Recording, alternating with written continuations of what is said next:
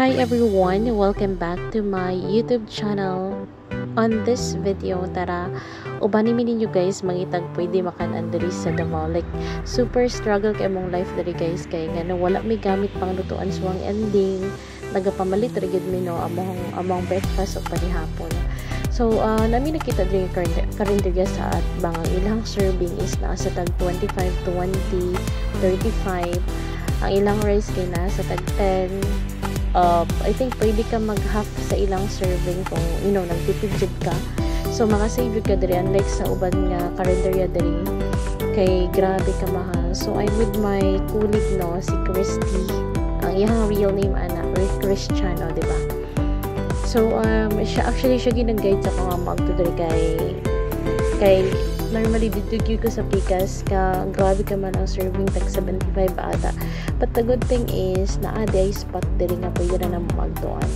So pagkahuman na magkaon nang uli na pod me, and then that's it. And by the way guys, if you're new to this YouTube channel, please pakit ko sa subscribe button and notification bell para ma-notify po ka on my next. After nagihagad na po sa akong friend guys, I think paniod to ni siya nga part no kanang lunch time.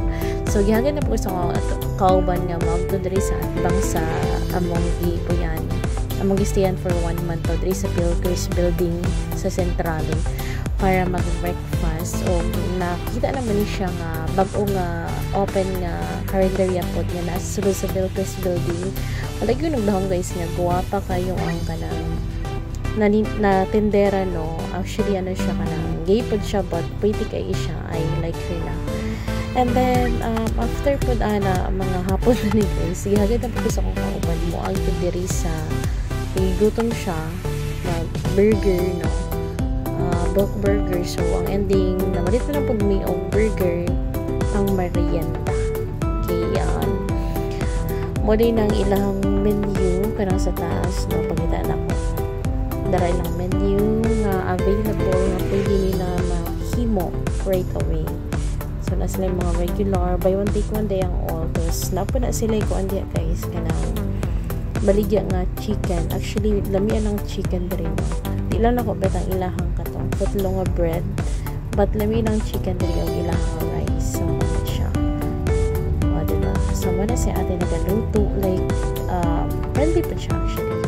Accommodating sila diri nga area. So what ang gi-order buy one take one na siya guys. And again guys, thank you so much for watching. See you on my next video. Comment down below if you have any suggestions.